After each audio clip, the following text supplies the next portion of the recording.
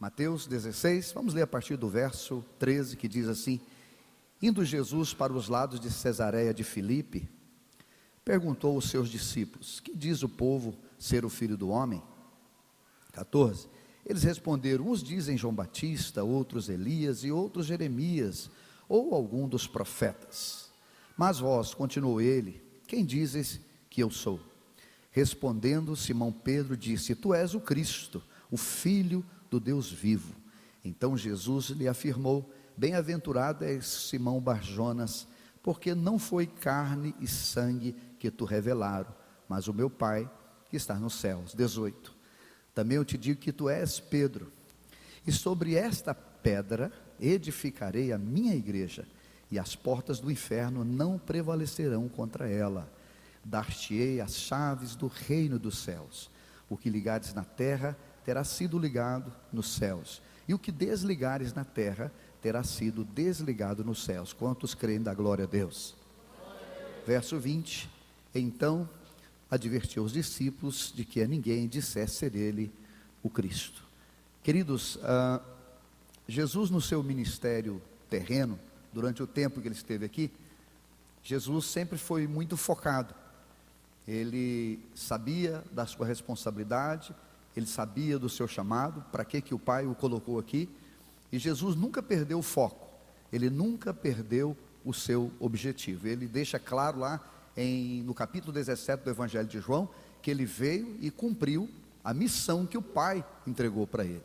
Jesus sempre estava focado no seu objetivo. Quando Herodes perguntou para Jesus se ele era rei, ele foi categórico, ele disse: olha, para isso eu nasci, para isso eu vim.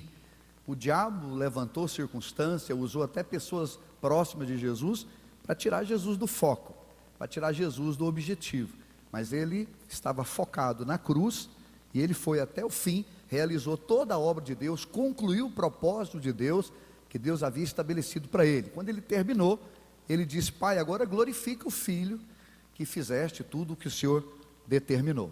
Quando você olha para os apóstolos, para os discípulos que Jesus deixou, os 12 homens que Jesus formou para começar a igreja, eles eram muito iguais a Jesus.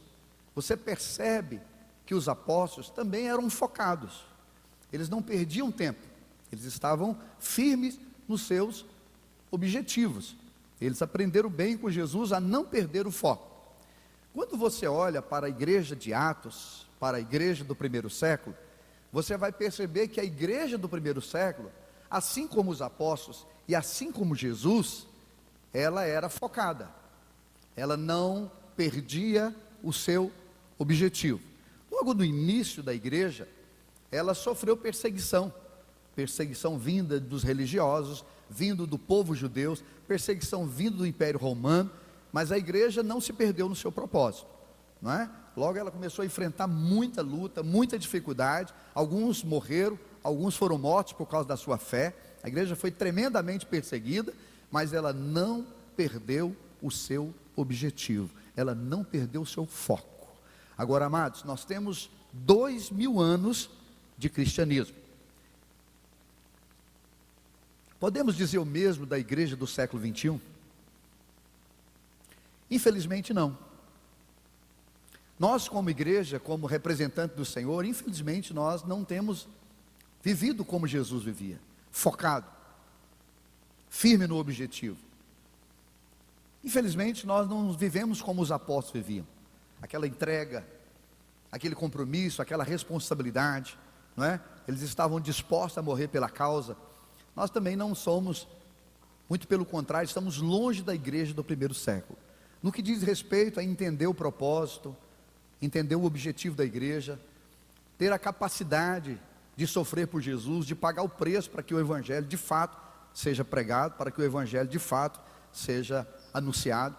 Eu acredito que nós, igreja do século 21, nós precisamos aprender com Jesus, com os 12 e com a igreja do primeiro século.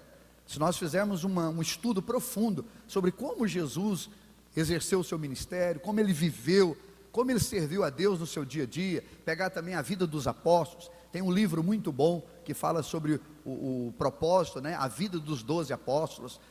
Eu me esqueci quem é o autor desse livro, mas é muito bom, já li ele alguns anos atrás. Se nós olharmos para a igreja do primeiro século e comparar com a igreja de hoje, você vai ver que nós nos perdemos. A nossa atenção, ela ficou assim um pouco direcionada para os lados, nós deixamos de olhar pouco para frente. Eu estava essa semana conversando com uma pessoa, e ela disse assim para mim: para você, o que mais tem tirado o nosso foco, tirado o nosso objetivo? Eu disse que, aí pegando uma carona com o que o pastor Vonir falou aqui, eu vejo, irmãos, que até a década de 70, 80, o ano que eu conheci Jesus, a década de 80, a década de 90, que houve uma explosão do evangelho no Brasil, eu acho que a igreja ela foi relativamente bem, mas nos últimos anos, recente mesmo, eu acho que a igreja ela perdeu muito do seu foco, ela perdeu muito do seu objetivo, ela começou a olhar muito para o lado, ela começou a olhar para esse mundo e a desejar esse mundo. Eu não sei, eu nunca tinha cantado aquele cântico, Luciana nos ajude aqui, aquele cântico que nós cantamos no início lá, que fala do nosso desejo pelas coisas desse mundo, pelo materialismo. De quem é aquele cântico? É daqui, dessa igreja? Foi vocês? O Senhor deu para vocês? Eu acho que eu cantei aquele cântico hoje, e eu confesso para os irmãos, tem uma dor dentro de mim, porque eu me identifiquei um pouco ali. Eu acho que a igreja dos últimos dias, ela pegou muito aquele caminho. As redes sociais, copiamos muito a vida do mundo, estamos vivendo uma vida sem foco, sem objetivo. É fácil você conversar com um cristão, amados, e você perceber que ele não entendeu o propósito pelo qual nós estamos aqui. É fácil você conversar com muitas pessoas e eles não saberem nem o que é igreja, nem o que significa ser igreja. Se você de fato nasceu de novo, uma nova criatura, você é a igreja. Você é a igreja de Jesus. Você é um representante de Jesus. E Jesus espera de você.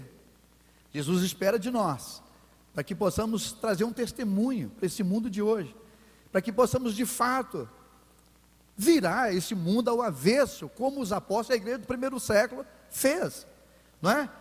Assim, nos impressiona e ao mesmo tempo nos envergonha o número de igreja que nós temos. Da onde eu moro, da minha casa, onde a gente reunia em Goiânia, deve dar mais ou menos uns 3 quilômetros, 4 no máximo, acho que não chega a 4.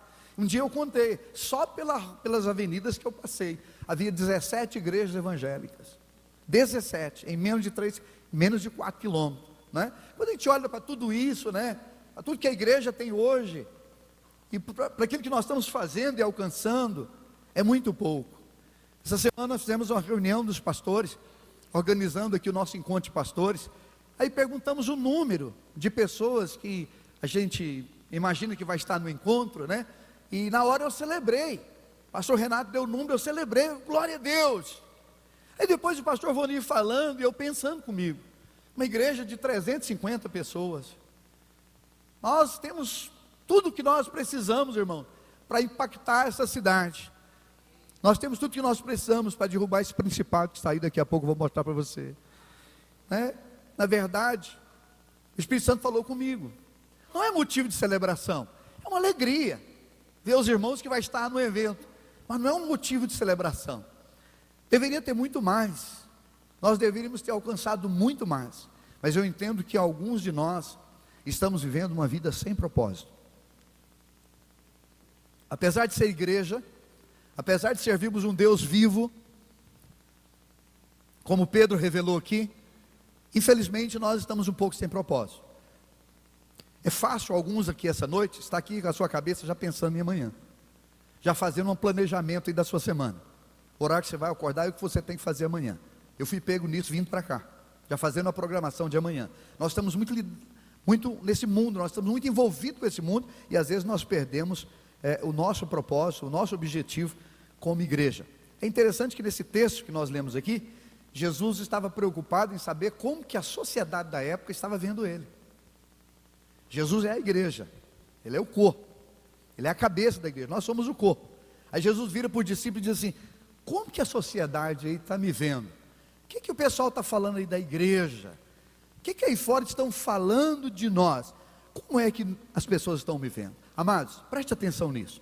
Imagine se Jesus aparecer para você, literalmente, Jesus, fisicamente, literalmente aparecer para você e perguntar assim: o que Trindade está falando a meu respeito? O que o Brasil fala a meu respeito? Como que eles estão me vendo? Qual seria a sua resposta? O que você diria para Jesus? Porque Pedro deu uma resposta, e eu vou falar aqui com os irmãos com muita sinceridade, o que eu falaria para Jesus. Porque veja, Jesus quer saber o que a sociedade está pensando dele. Então eu vou colocar aqui as minhas impressões. A resposta de Pedro foi: olha, tem uma galera aí que vê o Senhor como João Batista. E era fácil. Jesus se parecia um pouco com João Batista, sobretudo na forma de pregar. Tem uma outra galera aí que acha que o Senhor é Elias. Elias era o profeta da manifestação do poder. Era fácil ver Jesus em poder. Tem uma outra galera aí que acha que é Jeremias, porque Jesus se compadecia muito das pessoas. Jeremias era assim também. E tem um outro grupo, Jesus, tem 4 grupos aí da sociedade, cada um pensando uma coisa. O povo está um pouco dividido, a cabeça deles está meio voada. É certo que o mundo, eles têm dificuldade em identificar Jesus. Naquela época não era diferente. Cada grupo tinha uma visão. O terceiro grupo diz: ele é qualquer um dos profetas. Então, se Jesus aparecesse para mim, vou falar de mim, se Jesus aparecesse para mim hoje, perguntando: Geraldo, como que a sociedade em Goiânia, no Brasil, está me vendo? Eu responderia assim para Jesus: Senhor, a galera aí está achando o Senhor um cara legal. Eu só acho que o Senhor é um cara legal, que vai levar todo mundo para o andar de cima. Você já viu que hoje todo mundo vai para o andar de cima? Ninguém vai para baixo, ninguém vai mais para o inferno, irmão. Pode fazer o que fizer, pode ser o que for, para a sociedade, morreu, ficou bonzinho, foi para o andar de cima, está lá, até ajudando alguns, né? Então tem uma galera aí que acha que o Senhor é aquele que leva todo mundo para o céu. O Senhor é bonzinho. O pessoal não acredita que o Senhor é capaz de condenar alguém. A partir das redes sociais, Jesus, o Senhor é um cara tão legal que eles até pedem menos julgamento, mais amor. O lado amoroso do Senhor, Jesus, todo mundo gosta, e os evangélicos até contribuem, Senhor. Até os evangélicos colocam lá coraçãozinhos nas redes sociais, pedindo mais amor e menos julgamento. O pessoal quer esse lado do Senhor, esse lado do amor, do que o Senhor tem, todo mundo ama. Agora o outro lado nem se prega mais, Jesus. Lá na casa de adoração ainda está pregando ainda, mas a maioria está nem falando mais. Outra coisa, Jesus, o Senhor está sendo visto como mais um entre os milhares. O Senhor, o São João de hoje, o que está sendo comemorado aqui hoje em Trindade, o Senhor é um entre muitos. É assim que eles estão te vendo. Um cara legal, que não julga ninguém, gente boa. Nas redes sociais o Senhor é 10, Jesus. É assim que eu passava para Jesus. Mas é interessante que Jesus vira para eles e fala assim: agora vocês, agora eu não quero saber da sociedade, esquece Trindade, esquece Goiânia, vocês que dizem meus discípulos, vocês que se autodenominam meus seguidores, quem eu sou para você? Aí eu faço a pergunta novamente: se Jesus aparecer para você hoje, perguntando: como você me vê? Já parou para pensar nisso? Jesus aparecendo literalmente para você e dizer: vamos bater um papo aqui nós dois, vamos tomar um café junto aqui. Quem que eu sou para você, hein? Me explica e me fala. Estou tendo dificuldade de entender. Me explica quem é você. Porque, irmãos, infelizmente, boa parte dos cristãos hoje, eles vivem 2 vidas. Tem uma linguagem linda e uma prática de vida que não condiz. Vamos lavar roupa. Acho que hoje aqui é um dia de lavar roupa, né? Acho que aquela música mexeu muito comigo, amados, né? Então eu acho que muitos de nós teríamos dificuldade de expressar para Jesus o que Ele é de fato. Talvez alguns diriam assim: Senhor, assim, na linguagem evangélica, não, o Senhor é o meu Senhor. É assim como eu te vejo. O Senhor é o meu Senhor. Eu acredito que para alguns Jesus ia responder, como Lucas escreveu no evangelho dele, Lucas capítulo 6, se você quiser abrir. Eu acho que para alguns que diria para Jesus assim: o Senhor é o meu Senhor. Eu acho que para alguns, não para todos, mas para a maioria talvez, Jesus responderia o que Lucas escreveu no capítulo 6, verso 46, ele diz assim: por que me chamais Senhor, Senhor, e não fazei o que eu vos mando. A linguagem está boa. Acho que Jesus responderia assim: cara, a linguagem está legal, eu gostei da linguagem, você me vê como seu Senhor, agora vamos melhorar isso. E na prática, eu sou o seu Senhor mesmo? Como é que está a sua contribuição com missões? Como é que está a sua disposição para o reino? Como é que está a sua disposição para servir a Deus? Você está afim mesmo de morrer por mim? Porque se eu sou o seu Senhor, você deve estar afim de morrer por mim. Amados, se nós de fato tivéssemos Jesus, se a igreja, se hoje de fato tivesse Jesus como seu Senhor, deixa eu te dar uma notícia: nós não estaríamos aqui mais não, irmãos. Nós já tínhamos cumprido a nossa missão, nós já tínhamos feito tudo que Deus queria que nós fizéssemos. Se Jesus fosse de fato nosso Senhor, Jesus já tinha voltado, nós estávamos no milênio, isso aqui já tinha passado há muito tempo. Porque o apóstolo Pedro, ele deixa claro que nós podemos apressar a vinda de Deus. E como que nós apressamos a vinda de Deus? Indo todas as nações, pregando o evangelho a todos os povos. Então ele é o nosso Senhor na linguagem. É que eu me incluo, irmãos. Talvez o mais hipócrita aqui seja eu. Até eu vou tomar esse título para mim: eu sou o mais hipócrita da noite aqui, irmão. Porque nós chamamos Jesus de Senhor. Essa palavra sai da minha boca por semana várias vezes. Eu tenho um hábito da invocação, eu aprendi isso com Christian Shen. Eu tenho o hábito da invocação, eu invoco a Deus o tempo todo. Ó Senhor, eu invoco o Espírito Santo, eu invoco a Deus, eu tenho esse hábito, eu faço isso várias vezes por dia. Mas não basta invocar, tem que obedecer. Não basta invocar, tem que fazer o que Ele manda. Irmãos, cristianismo é literal, cristianismo é prático. A teoria é que está matando a gente. É a teoria que está fazendo, que está impedindo muitas pessoas de se converterem. Pedro não era nem nascido de novo quando ele negou Jesus, mas ele já tinha tanta coisa nele, impregnada nele, que os soldados disseram assim: você é um deles. O seu modo de falar. Pedro já estava assim: está amarrado, em nome de Jesus. Pedro já estava assim, né? Essas manias de crente, né?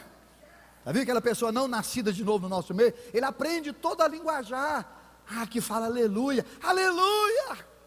Aqui grita amém, amém. Agora tem que saber a hora do amém.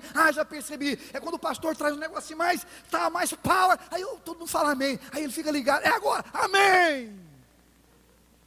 Mas a realidade de vida dele não condiz.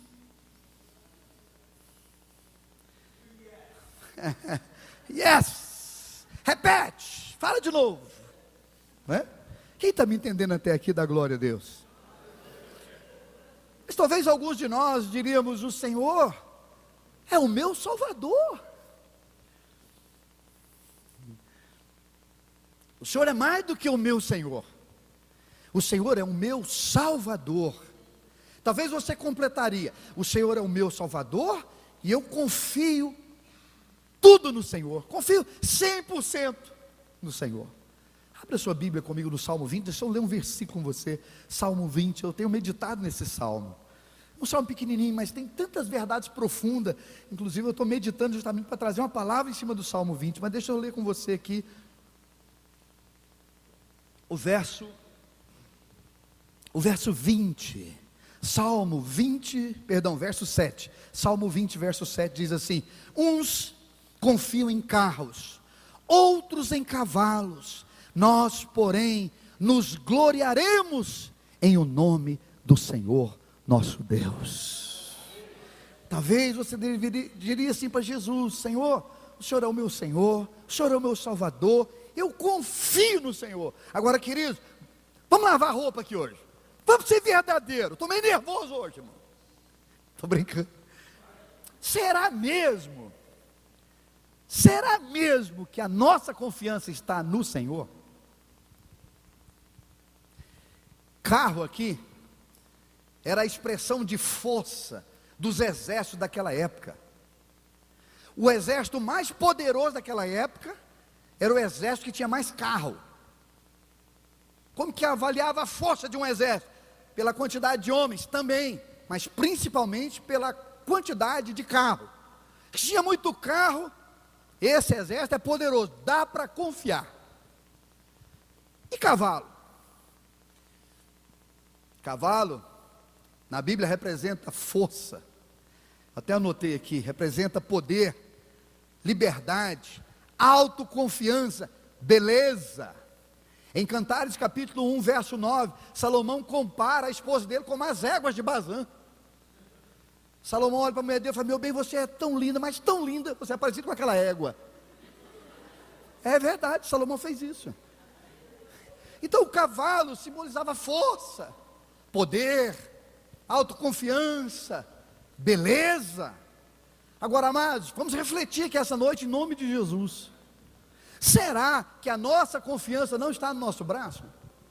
Será que também nós não estamos assim, confiando no nosso dinheiro, no nosso carro, nas nossas forças, nas nossas habilidades, até na beleza? Deixa eu te contar um negócio aqui. O rapaz me mostrou um Instagram essa semana. Rapaz, olha o Instagram dessa moça aqui. Ela tem milhões de seguidores. Ela é uma pregadora da palavra. E ele começou a me mostrar os vídeos dela. Aqueles vídeos curtinhos. Cada um mais vazio do que o outro. Eu disse: ela não está sendo seguida pela unção. Ele disse: não. Eu falei: não. Ela está sendo seguida pela beleza. Porque ela é muito bonita. E no vídeo, até a forma dela pregar é sensual. Eu disse: a galera não está seguindo ela pela unção. Esquece. É vazio, é baixo, é raso o que ela está dizendo. Qualquer novo convertido diz o que ela diz. Esses milhões aí estão seguindo uma beleza. Até que ponto, irmãos, que nós estamos confiando na beleza, na nossa força, nas nossas habilidades? Querido, deixa eu falar aos homens, você como supridor da sua casa, você é responsável pelo sustento da sua casa. Está sobre você, viu? Não é errado a sua esposa trabalhar, não é errado a sua esposa te ajudar na renda da casa, mas a responsabilidade principal é sua. Imagine se amanhã ou depois, por uma enfermidade ou por uma situação, você não consiga mais suprir sua casa. Por falta de força física, você perde o seu emprego. Você não tem mais como trazer o sustento para dentro da sua casa. E aí? Você é o provedor. Seu filho espera de você, sua esposa espera de você, a casa espera de você, mas você agora ficou sem condições. E aí? Será que nós temos uma fé, irmãos? Será que nós podemos confiar no Senhor? Além dos programas do governo, além do INSS, além da aposentadoria. Essa semana uma pessoa disse assim para mim: Geraldo, tem que se pensar numa boa aposentadoria. Aí a gente vai e concorda. É verdade, né? Uma boa aposentadoria. Fulano faz a obra de Deus, mas também ele é bem aposentado. Ele não precisa de oferta da igreja. E a gente vai caindo nessas coisas, amado. E vai perdendo de fato a confiança. Porque ele diz: uns confiam em carro, no poder do exército, outros confiam na carne, autossuficiente. Não, eu não preciso, eu sou o cara. Mas ele completa e diz: nós aqui é eu e você, amados. Nós confiamos, nos gloriamos no Senhor e na força do seu poder. Mas para você, quem eu sou? Eu gosto da resposta de Pedro. No verso 16, a resposta de Pedro é: tu és o Messias, tu és o Cristo. Tu és maior do que João Batista, Jeremias, Elias ou qualquer um dos profetas. Tu és o enviado de Deus. Tu és o único, o todo-poderoso, aquele que Deus enviou para resolver o problema de pecado da humanidade de uma vez por todas. Aquele que supera o sacerdote, aquele que é maior do que a religião, aquele que é maior do que os homens, maior do que os apóstolos, maior do que os querubins, os serafins, aquele que é Deus, o Messias, a quem tu enviou. Amados, deixa eu te dizer uma coisa em nome de Jesus. O mundo aí fora pode estar equivocado a respeito de Jesus. O mundo aí fora pode não conseguir identificar Jesus. Isso é normal. Mas eu e você não. Eu e você não. Nós não podemos estar equivocado a respeito do Senhor. Se de fato você nasceu de novo, se de fato você é uma nova criatura, se de fato você tem o Espírito de Deus, se de fato você medita nessa palavra que está aí na sua mão todos os dias, não, você não tem o direito de ficar equivocado. Você não tem o direito de confundir Jesus com religião. Você não tem o direito de achar que Jesus é qualquer coisa menos do que Deus. Vou repetir isso em nome de Jesus. Você não pediu não, mas eu vou repetir. Você não tem o direito de achar que Jesus é menos do que qualquer coisa menos do que Deus, porque Ele é Deus, Ele é o Senhor. Ele disse: eu e o Pai somos um. O Pai é Deus, eu sou também, nós somos um. Então, se o mundo está equivocado, paciência. O mundo não tem o Espírito Santo como nós temos. O mundo não conhece a revelação da palavra. Deus não fala com o mundo, Deus fala com você. Você tem o Espírito de Deus em você para te ensinar a respeito de todas as coisas. Quando Jesus diz para Pedro que ele é um ser bem-aventurado, Jesus disse assim: ó, sabe o que aconteceu? O privilégio que os crentes vão ter a partir de Pentecostes, Deus antecipou ele só para você. O que todo cristão vai ter a partir de Pentecostes, Deus abriu uma exceção, Pedro, para você.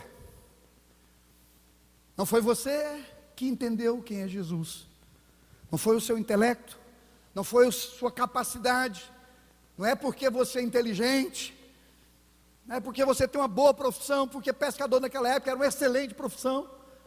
Não é por nada disso. Nem porque você começou a andar comigo. É porque o Pai decidiu revelar a você. Não é algo aqui, Pedro. Olhe para isso em nome de Jesus. Nós estamos vivendo uma geração de crentes desprovidos de revelação.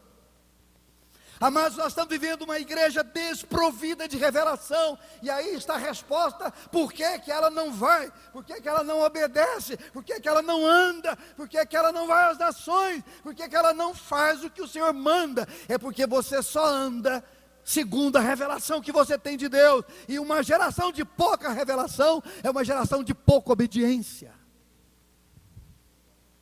Quem tem pouca revelação anda pouco, amados. Quem tem pouca revelação morre pouco. Quem tem pouca revelação obedece pouco. Aí Jesus diz: Pedro, você recebeu um WhatsApp do céu. O Espírito do Senhor te revelou. Que ninguém está entendendo, você entendeu. Irmãos, eu profetizo que essa semana é uma semana de revelação de Deus na sua vida, em nome de Jesus. É bom, às vezes, você ouvir pessoas profundas. Eu não nego para ninguém o quanto eu gosto do pastor Luciano Subirá. Mas é bom também quando a gente vem num culto aqui. Quem estava aqui domingo passado, dá glória a Deus.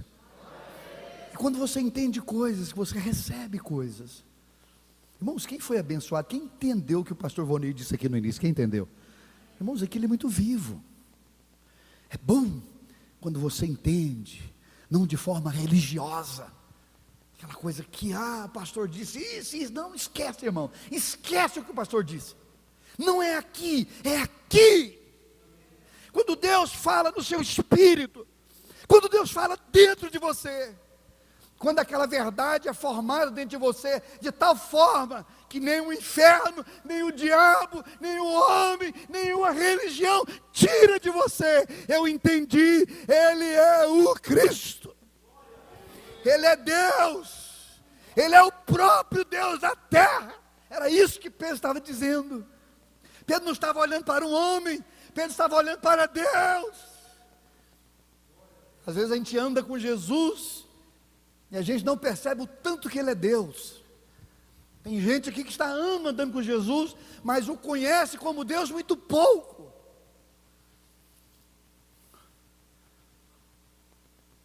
Jesus começa a sua igreja, Ele fundamenta a sua igreja em cima de uma revelação. Não é em cima da pessoa de Pedro, como se é ensinado no catolicismo. Porque Jesus, quando Ele fala, tu és pedra, não está se referindo à pessoa, mas à revelação. Diga comigo, toda revelação de Deus é uma pedra. Mais uma vez, toda revelação de Deus é uma pedra. A Bíblia diz que você está construindo para Deus um edifício. Alguns aqui já receberam tanta revelação de Deus, que o seu edifício é fácil você ver de longe. Ele está construído, ele é um ministério, ele reflete, a glória dele se manifesta. Mas há muitos aqui que estão desprovidos de tanta revelação, que a sua casa nem saiu do alicerce. O alicerce é Ele, Ele é a primeira pedra. Mas você tem pouca revelação. E aonde tem pouca revelação, tem pouca construção. Toda revelação de Deus é uma pedra. Quando Deus te revela algo, aquela pedra, e você coloca ela no seu prédio, acabou, irmão. Ninguém consegue demolir o prédio que você constrói em Deus. Ninguém consegue destruir o que Deus constrói dentro de você, porque Ele só constrói por meio de revelação. Você não é mais Simão Bar-Jonas. É interessante, amado. Acho que eu anotei aqui. Preste atenção nisso. Talvez você já ouviu pregadores dizendo o seguinte, que a palavra Simão, que era o primeiro nome de Pedro, isso era normal na cultura judaica, a pessoa tem mais de um nome. Muitas pessoas dizem, muitos pregadores dizem que Simão significa barro, areia, pó, né? Talvez você já ouviu isso. E Pedro significa pedra, rocha, não é? Eu fui estudar um pouco sobre a palavra Simão, e de fato tem uma coisa parecida, mas se você estudar profundamente no grego, Simão significa aquele que ouve, ou ouvindo, ou ouvir. Até aqui Pedro ouviu. Há um tempo na sua vida que você ouve, e há um tempo na sua vida que você recebe revelação. Se você não receber revelação, você fica só ouvindo. Tem gente aqui que está cansado de ouvir. Tem gente aqui que quando eu comecei a pregar, você diz, já vem um cara, já ouvi isso aí, já sei, esse cara vai falar, já percebi o que é, já sei o que é, já ouvi isso aí. Talvez muitos de nós, irmãos, estamos aqui hoje como ouvintes, como Simão. Simão ficou ali anos. Jesus estava caminhando para a cruz, amados. Pedro já tinha uma caminhada com o Senhor, ouvindo. Mas quando a revelação bate nele, Jesus disse, agora você não vai ficar mais ouvindo. Agora você será a realidade da revelação. Agora você é sólido. Agora é pedra, agora bate. Não derruba mais. Enquanto você está só no campo da teoria, irmãos, o diabo te derruba facilmente. Aliás, quando você está só no campo da teoria, você mesmo se derruba. Não sei se eu falei certo, se existe isso, se derrubar, mas se não existe, coloca aí para existir. Né? Quando você está só no campo da teoria, eu tenho uma caminhada no cristianismo, irmão. Eu tenho uma caminhada com a igreja. Eu já vi um monte de gente no campo da teoria perdido completamente. Domingo passado foi falado aqui sobre isso. Gente que hoje ensina um monte de bobagem.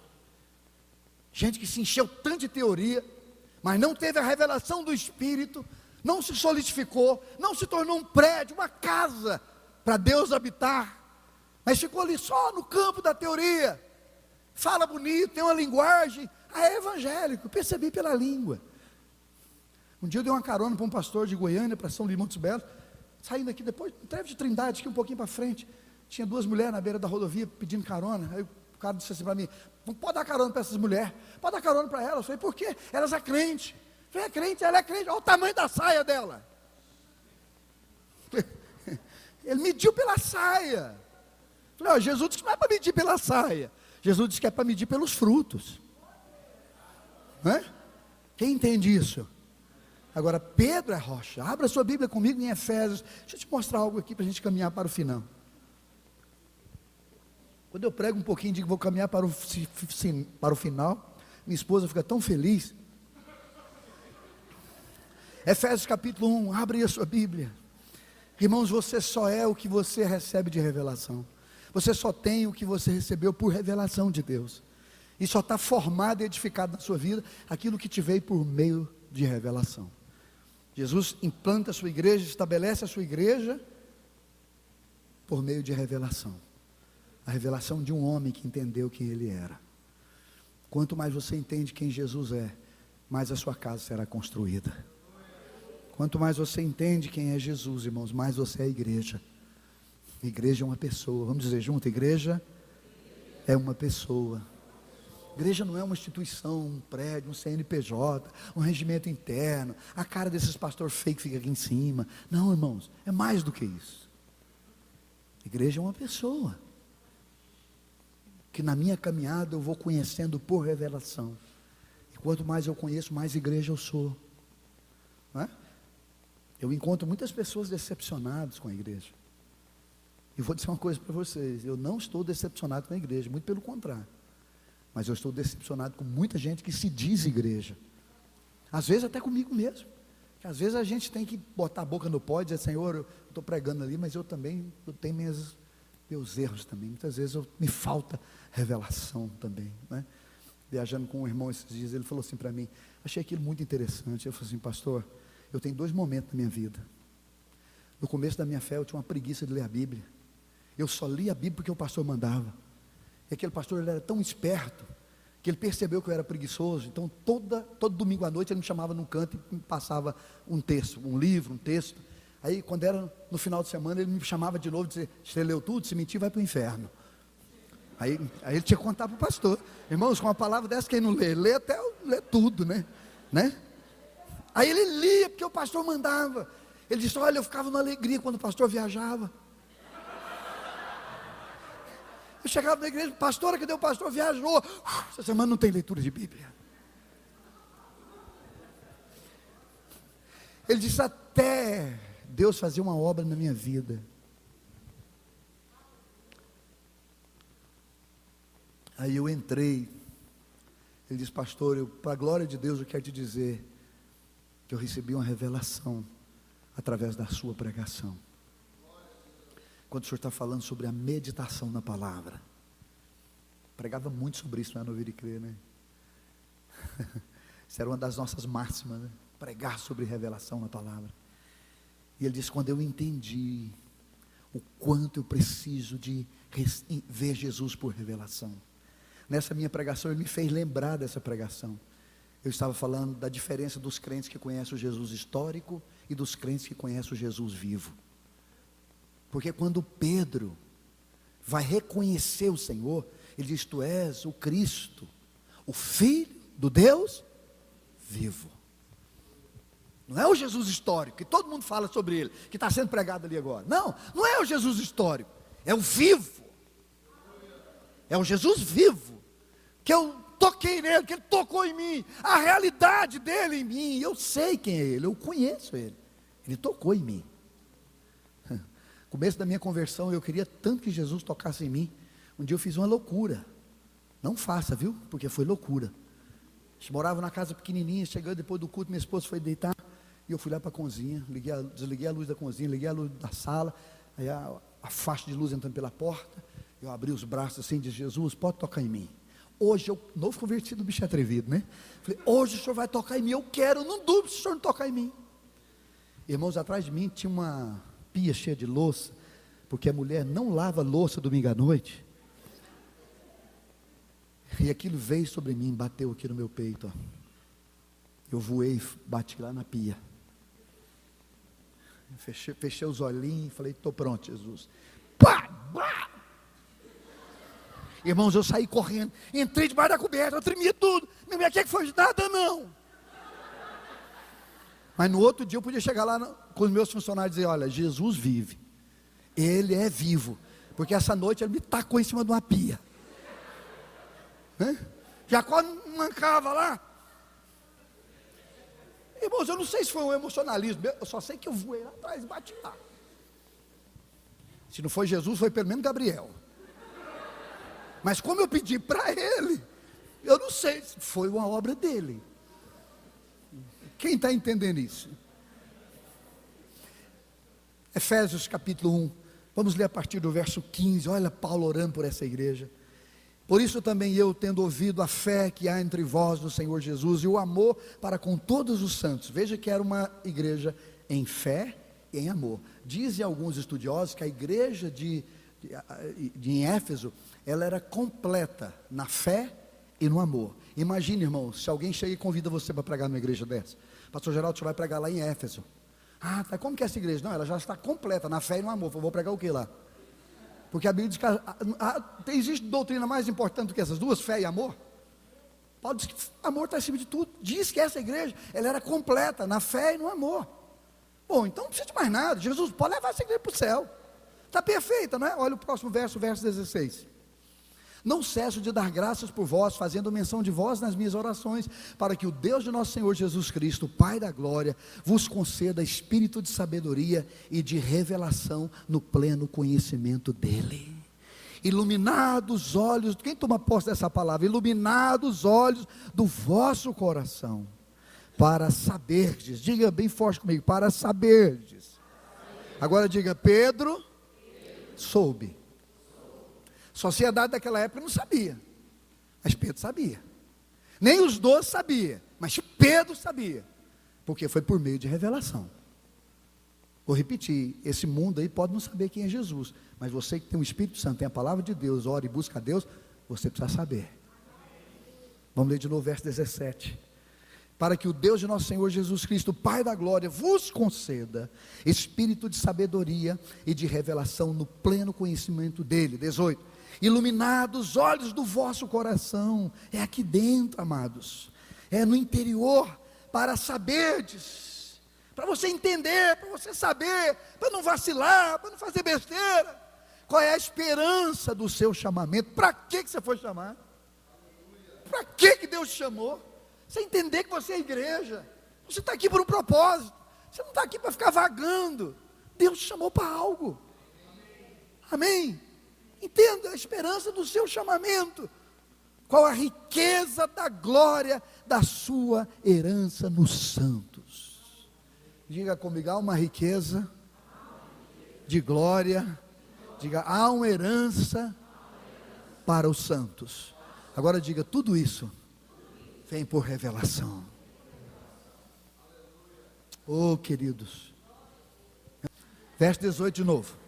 Iluminados os olhos do vosso coração, para saberes qual é a esperança do seu chamamento, qual é a riqueza da glória da sua esperança, da sua herança, os santos. Quem recebe essa palavra da glória a Deus? Pedro entendeu quem era Jesus por revelação, e a riqueza de Jesus.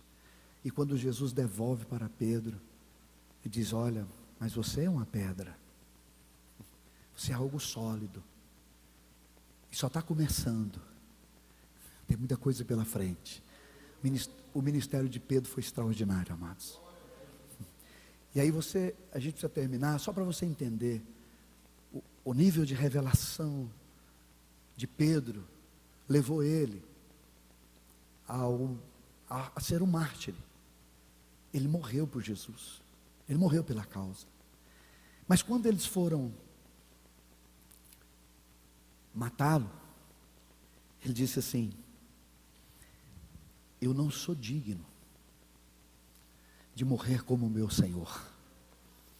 O Senhor dele foi pregado numa cruz. Ele disse, eu até aceito ser pregado na cruz, mas eu peço que eu seja pregado de cabeça para baixo. Foi assim que Pedro deu a sua vida, por revelação. Eu quero terminar dizendo algo para os irmãos. É interessante que quando Jesus termina de dar essa revelação a Pedro, ele disse assim, Pedro, eu vou edificar a minha igreja, e as portas do inferno, diga comigo, o inferno tem portas, diga plural. Agora diga, o reino de Deus tem uma porta, Jesus Cristo de Nazaré. Ele diz, eu sou a porta, eu sou a porta.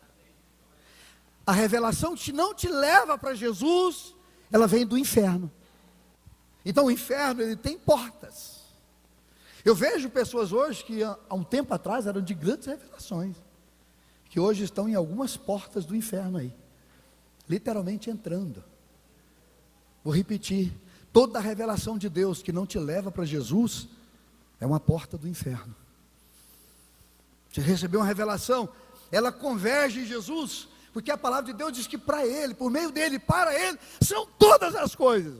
Não é nada para mim, não é nada para você, é tudo dEle. Então se não conduz para Ele, cuidado, põe um pezinho atrás. Cuidado que esse evangelho está sendo pregado aí, que você é o cara, você não é o cara. Nós não somos o cara, nós somos barro, irmão. Vasos de barro. O que é bom é o que está dentro de nós, chamado Espírito Santo. Cuidado com essas coisas que estão aí, que você é o cara, que você é legal, que você é a fraqueza de Deus. Meu Jesus, a que ponto chegamos? Põe repreendido nisso. Cuidado com essas revelações que não terminam em Jesus. Termina em você, na sua fama, no seu nome, dinheiro.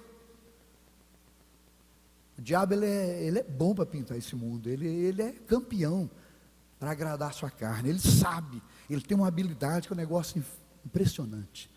Cuidado com essas coisas, se a revelação não te leva para Jesus, cuidado. Eu anotei aqui algumas portas do inferno, vou citar aqui algumas portas do inferno para você. Primeira delas, o pecado. Essa palavra pecar no original grego, pecado significa, literalmente, errar o alvo. O que é pecar? É deixar de fazer o que é certo. Deus mostra o que é certo, você deixa e faz o errado. Você errou o alvo, era para ir por aqui, você foi por aqui. Isso significa pecado. A mentira é uma outra porta. O aborto, vamos falar do aborto essa semana, né? Que porta que o aborto, que o inferno abriu nesse mundo. As pessoas que me acompanham pelo Instagram sabem o quanto eu bati colocado essa semana. Injustiça, irmãos. O profeta Miqueias diz assim que o povo de Deus precisa fazer 3 coisas. Uma delas é praticar a justiça, amar a misericórdia e andar humildemente com seu Deus. Se você é um cristão e você não se levanta contra a injustiça, tem um negócio errado com você. Se a injustiça não mexe com as suas entranhas, se ela não deixa você revoltado, o aborto é uma porta do inferno. Ideologia de gênero, outra porta do inferno. Eu estou falando das portas do inferno do século 21, tá? Homossexualismo, ideologia que coloca o homem no centro, é outra porta. Religião sem piedade, outra porta do inferno. Fé sem devoção, outra porta do inferno. Incredulidade, materialismo, portas do inferno. Isso não deve prevalecer na vida de quem nasceu de novo. Posso ouvir um glória a Deus? Isso não deve prevalecer na vida de quem nasceu de novo. Nós temos que andar na revelação, amados. Somos a igreja do Senhor, o Espírito Santo está em nós. Temos a revelação do Senhor, temos que crescer nessa revelação. Nós temos que tomar cuidado com as portas do inferno, porque nós caminhamos na direção de uma só porta, chamada Jesus Cristo de Nazaré. Ele é a porta. Tu és o Cristo, o Filho do Deus vivo. Quem recebe essa palavra no seu espírito?